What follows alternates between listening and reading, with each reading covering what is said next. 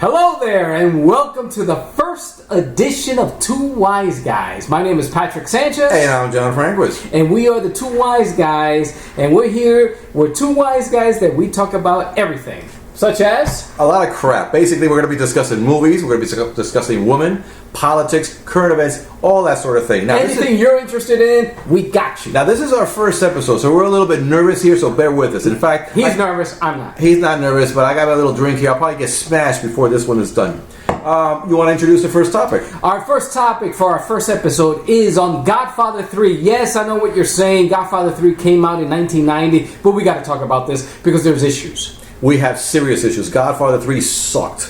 We are Godfather buffs and fanatics, and I think we got to say something, and we're going to recap this the way it should be. Now, before we go on, I want to introduce our emails because I want your comments when we're done here. Our email address is twomovieguys5@gmail.com. Let me correct you. It's twowiseguys5@gmail.com. You see, I told you I was nervous. It's twowiseguys5@gmail.com. Now, that's 2 TWO, not the number. They get that. I think they're smart. You got smart people out here. Anyway, let's go right into it. Godfather 3. Before we get into Godfather 3, I want to mention that we have such a high respect for Godfather 1 and 2. Very high. Let me ask you a question. Please. If you were alone on an island and you had to choose one of two movies, Godfather 1 and 2, which one would you choose? Don't put me in that situation. It's like choosing who's your favorite son. You can't choose. Godfather 1, you could say that's like the Sonny of the movie. Godfather 2 is Michael. And Godfather 3, who do you think? Fredo. He's weak and he's stupid. Fredo. Godfather 3 is Fredo here. We all love Fredo, but I'm sorry, Fredo. Yeah, it's like, So let's get into it. Now, Godfather 3, from the very get-go, when the production came out, Francis Ford Coppola, writer-director of Godfather 1 and 2, was chosen to direct Godfather 3. He was in financial difficulties, and what happened here is Coppola asked Paramount, the studio, for 6 months so he could write a good screenplay for Godfather 3. He wanted 6 months. Guess what they gave him? 6 weeks 6 on weeks. a master.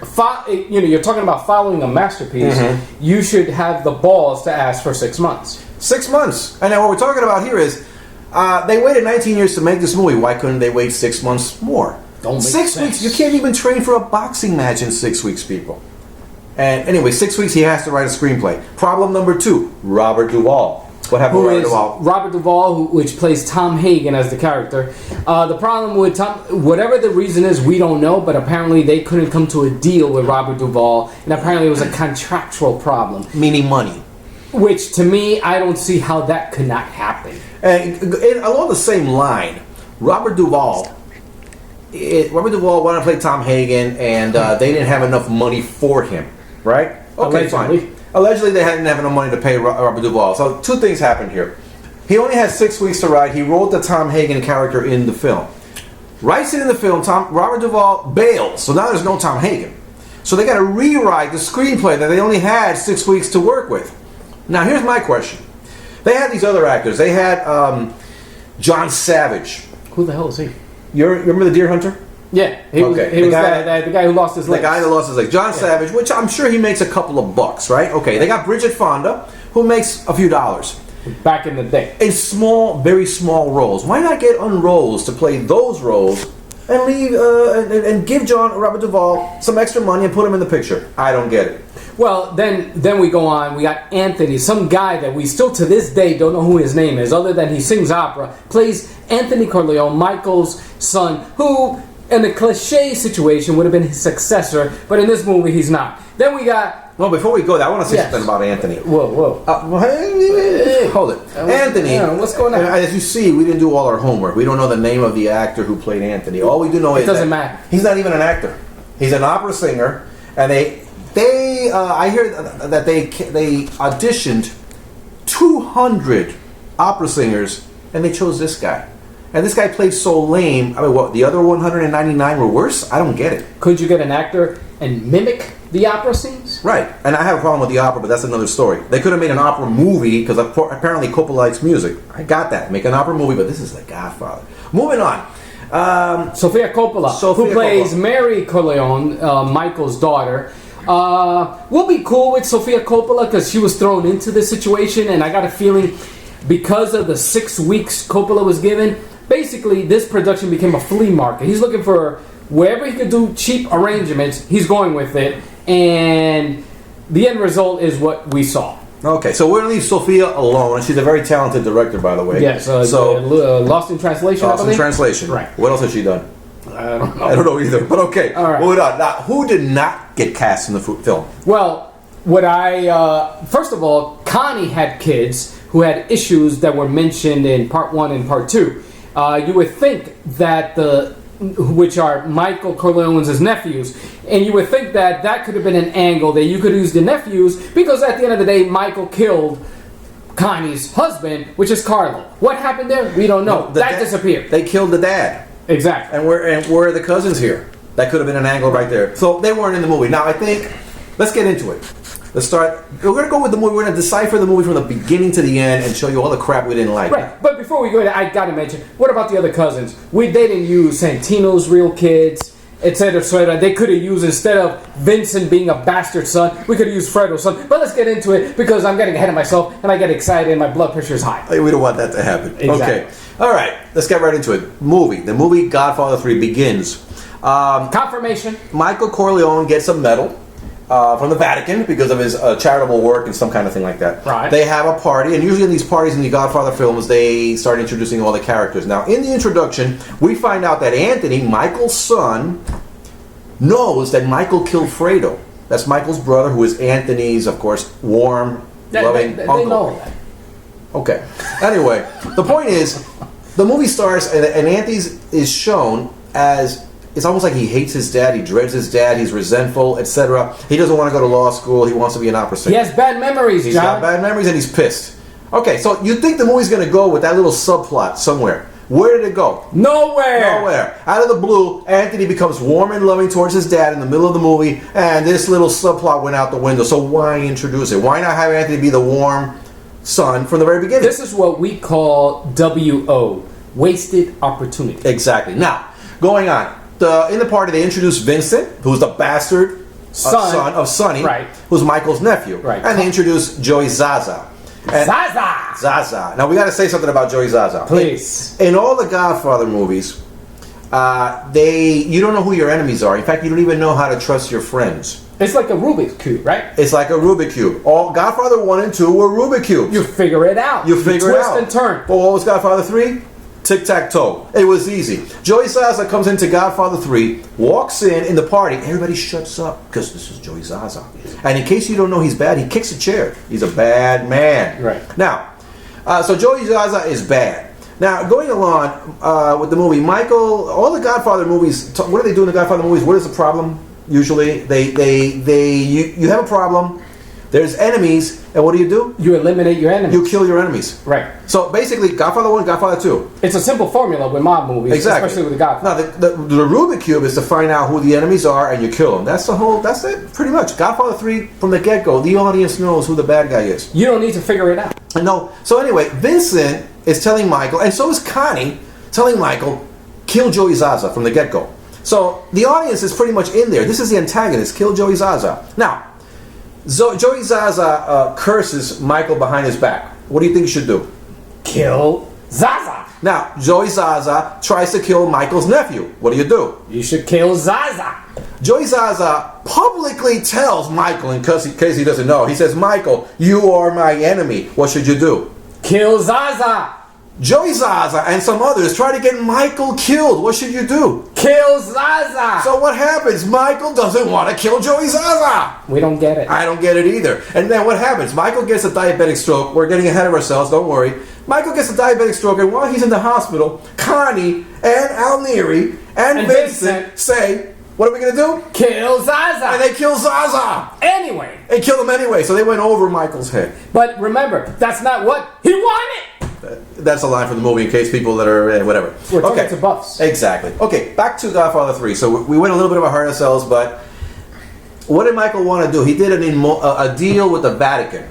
Can you explain that deal? I was just about to ask you because I still don't get it. I still don't get it. I've seen that to me is like the shutdown we're going through today. We don't get it. Right. Yeah, no one understands it. No so one Michael's understands. doing a deal, and the audience doesn't know what the deal is. Right. But it's with some Immobiliare. I can't even pronounce the word. and Michael's going to pay the Vatican $700 million that they owe. Just $700 million. To put them back in the red or black. I always forget that one. Doesn't matter. I don't matter. Anyway, $700 million or something like that.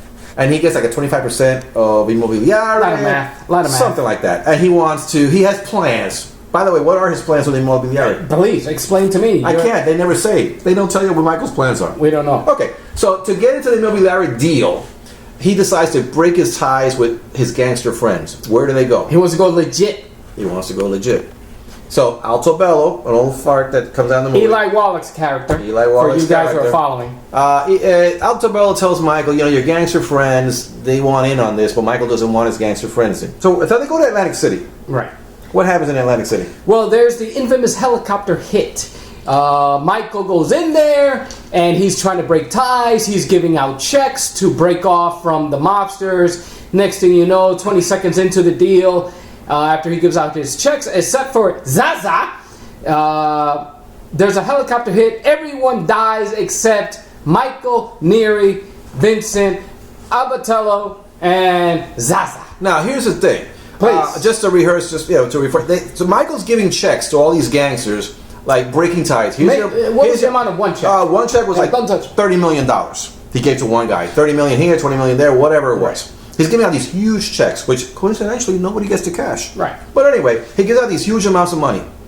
Zaza doesn't get a dime. He gets mad. He tells Michael, "You're my enemy." He leaves the room. Now Zaza's tied into the Corleones. Altobello goes out to clear things up, who's also close to the Corleones. Correct. The helicopter comes, shoots. Kills everybody. Everybody. Every mobster that's in there, head of the family, dies, except the Corleones. It's not a nick, not a little wound or nothing. No one gets wounded as far as who escapes. They're a perfect execution. Michael, Alneri, and Vincent escape without a scratch. And there's nowhere in the movie mentioning how does the Corleone escape without a niche or scratch, not even whatever. Well, you see them escape. Escape. That's fine. But no one gets a freaking scar. And my problem I had, that's the perfect opportunity to introduce one of the cousins who could have gotten shot, one of the Corleones. What could have, should have. Could have, would have. This is not Die Hard. Bruce Willis can run through bullets and not get hit. And he'll get a scar every now and then. Exactly. This is The Godfather. It makes no sense, man. But anyway. Sloppy. For giving them that, they get away. But here's a lost opportunity of that situation. What do you think would have happened if there's a shootout and all the gangsters dies except the Corleones who got away? What are the other gangsters going to think? They say this was a hit planned by Michael Corleone. So that could have been a story right there. But that could have been a legitimate gang war. Yeah, it would have cost more time, but it would have made sense. And by the way, there was a gang war because they mentioned it later. We never saw it. They never show it. In other words, when Michael goes to Sicily later, Vincent should have stayed in New York and fighting the gang war, and that would have established Vincent as a strong character, but they didn't go there. Right. Okay, moving on. Michael has a diabetic stroke. Good, by the way, because you can still see he's repented of Fredo's death. That lingers throughout the movies, where he yells out, "Fredo!"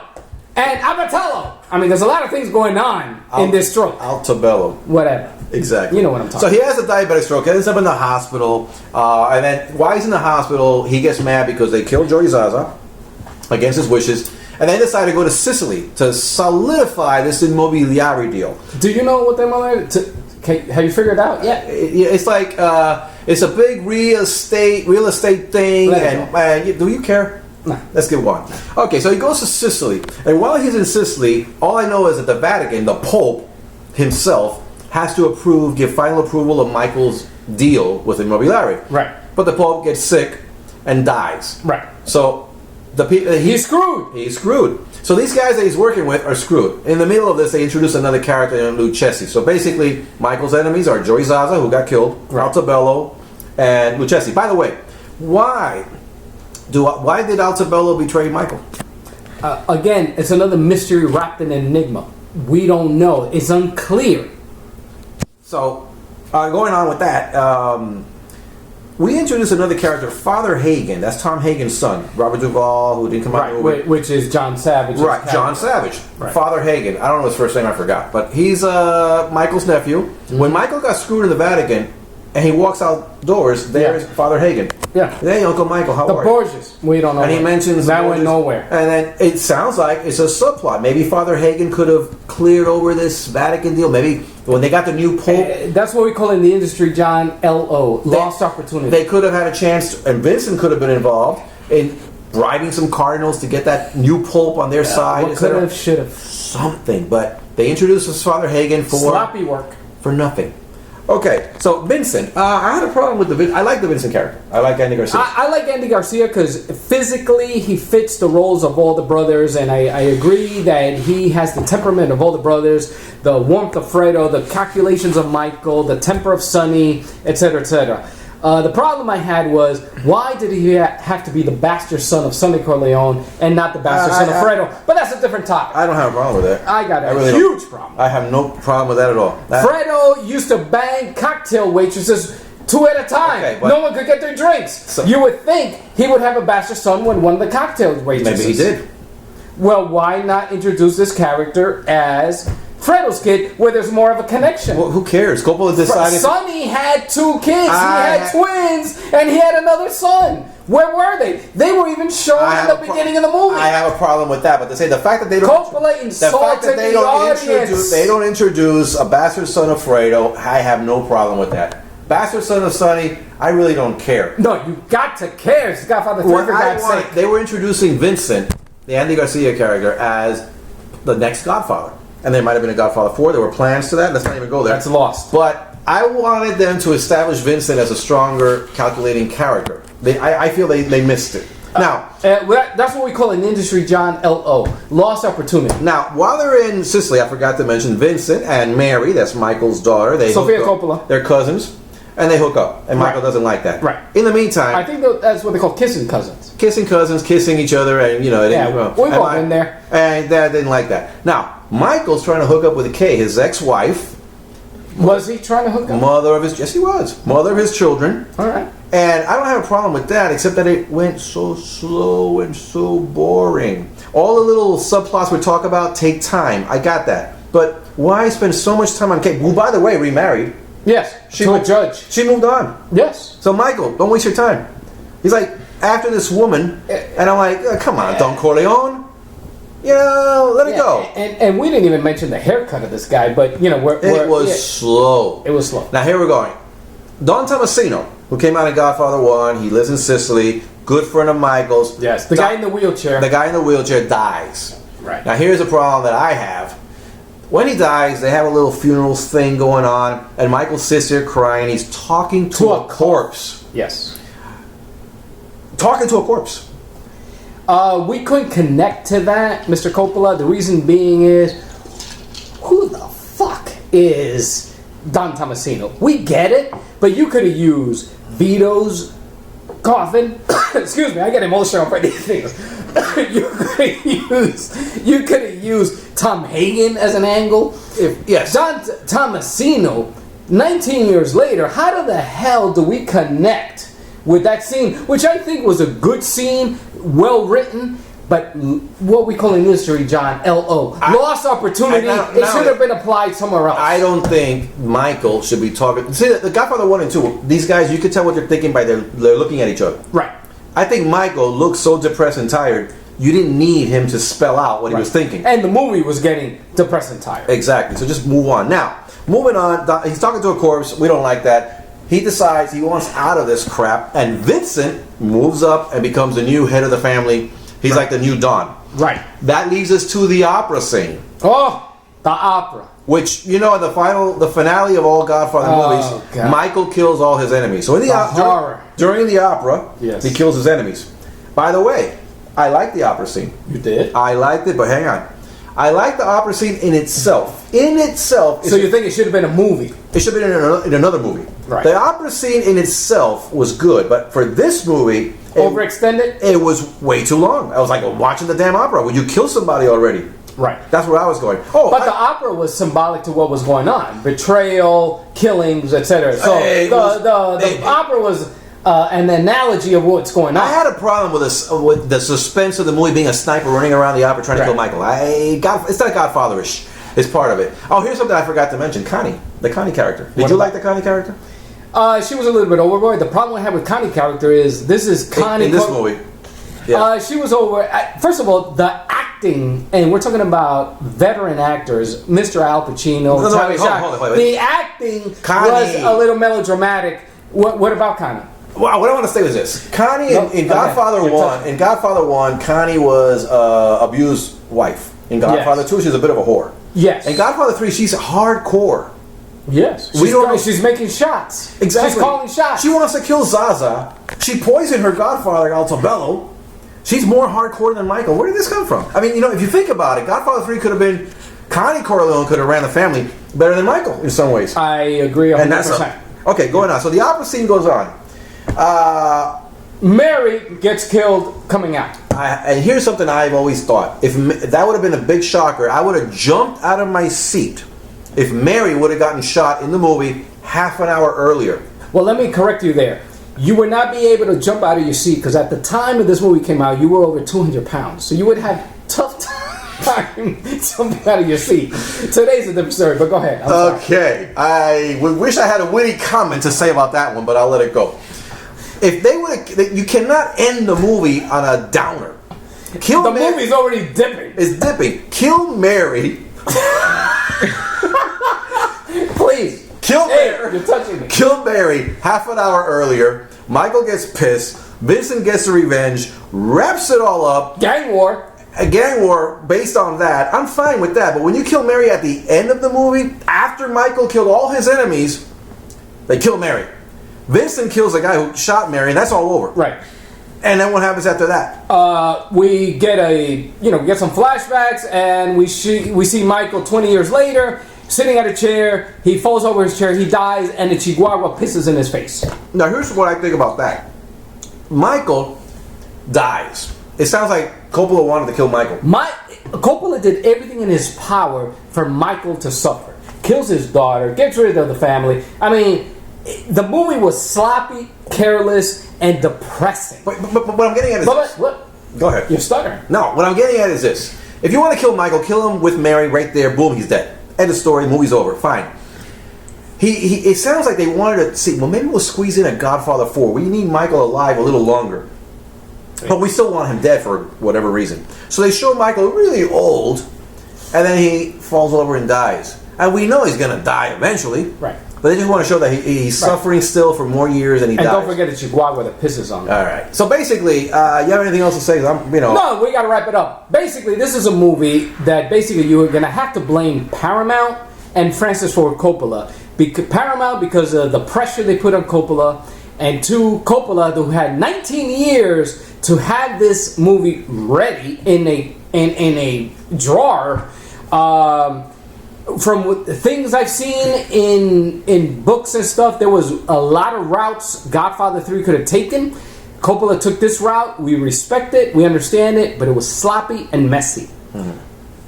I want to say a couple of things, good things about Godfather 3. I like the production. Yes. They threw this out there. And to his defense, it was a storyline we would never have thought about. The cliche would have been continue the Cuba angle. He went with the Vatican, which is okay. Yeah, I'm fine with the Vatican story. I'm fine if it was presented differently. Another thing that was good about the movie, one classic scene I think if we have to give some positives, was the confession Michael had with the priest. What was his name? Cardinal Lamberti. Who becomes that is classic. He becomes Pope John Paul II. Right. That was a good scene. And he gets poisoned in the movie. Correct. Okay, so there's some good acting here and there, but a lot of sloppiness. Carelessness. And basically that's it. Now, we want your insight on this. Please. Positive, negative, that's fine. Tell us if we were on accurate, inaccurate, off, if we forgot something. You can let us know at 2wiseguys5@gmail.com. That's 2wiseguys5@gmail.com. I'm Patrick Sanchez. And before I introduce myself again, it's 2wiseguys5@gmail.com. But that's 2TWO. He loves spelling. Hey, let's get this right. Okay. He's Patrick Sanchez, and I'm John Franquist. We're Two Wise Guys, and we'll be next week with a different topic. And before you go away, any topics you would like us to speak about, feel free to throw them out there. Please. Women, we're old. We know things. No, he's old. I'm cool. Exactly. Women, politics, religion, You tell us, we know it all. We're wise. We're wise guys. We've been around. We've been around the block a couple of times. And we'll be around a little longer. Anyway, sayonara. Very good. Peace. Goodbye. Peace in the Middle East. God bless. Later. Adios.